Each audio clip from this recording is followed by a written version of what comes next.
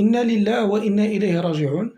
هذاك السيد اللي كان فوق الشاطو ديال الماء في ولاد يوسف بن ملال، اللي كان معتصم واعتدى على أحد عناصر الوقاية المدنية اللي طلع عنده، كنظن بزاف منكم شاف هذاك المقطع.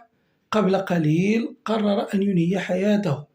يعني صارنا وكنتسناو اشنو غادي يوقع. الناس ديال لا السلطات المحلية ولا الوقاية المدنية ولا الناس يعني ديال القوات العمومية حاولوا يسيسوا معاه، لأن بان لهم أن السيد يعني صافي فقد عقله. حاولوا أنهم يهضروا معاه بالسياسة باش ينزل وداك الشيء، ولكن السيد يعني قرر من بعد، دار واحد الحبل ونقز أمام مرأى الجميع وأنهى حياته. فإنا لله وإنا إليه راجعون.